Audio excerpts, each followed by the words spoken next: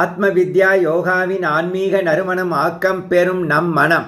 2 துறவிகள் மழைக்கு பிறகு ஒரு மலைப்பாதையில் நடந்து சென்று கொண்டிருந்தனர். பாதை சேரும் சகதியுமாக இருந்தது.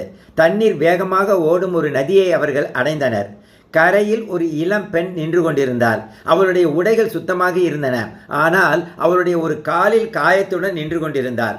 அவள் 2 துறவிகளையும் பார்த்து வேண்டி கேட்டுக்கொண்டாள். சாமி, சாமி, எனக்கு காலில் காயம். இந்த காயத்துடன் என்னால் இந்த நதியை கடக்க இயலாது. நான் அக்கறைக்கு சென்றே ஆக வேண்டும். உங்களால் எனக்கு உதவ முடியுமா என்றாள். இளம் துறவி சங்கடமாக உணர்ந்தார். அவர் நினைத்தார், நான் ஒரு துறவி, நான் எப்படி இந்த இளம் பெண்ணை தொட முடியும் என்று. ஆனால் வயதான துறவி ஒரு வார்த்தை கூட பேசவில்லை. அவர் மெதுவாக குனிந்து இளம் பெண்ணை தன் முதுகில் தூக்கி கொண்டு அக்கறையை அடைந்தார். அவர்கள் மறுகரையை அடைந்ததும் அந்த பெண் நன்றியுடன் வணங்கி நொண்டிக் கொண்டு சென்றாள். 2 துறவிகளும் தங்கள் பயணத்தை தொடர்ந்தனர். இளம் துறவி பதற்றத்துடன், குருவே, நாம் துறவிகள், நீங்கள் எப்படி ஒரு இளம் பெண்ணை அப்படி சுமக்க முடியும் என்று கேட்டார். வயதான துறவி அமைதியாக பதிலளித்தார், நான் அவளது சுமையை நீண்ட நேரத்திற்கு முன் ஆற்றின் அருகே இறக்கிவிட்டேன்.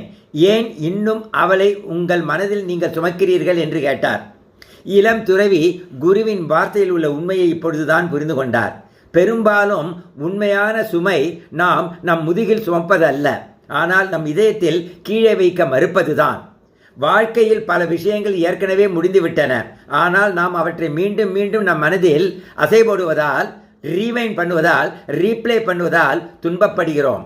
நம் எண்ணங்களில் உள்ள பற்றுதல் மற்றும் தீர்ப்பு சில நேரங்களில் உண்மையான சூழ்நிலையை விட கனமாக இருக்கும்.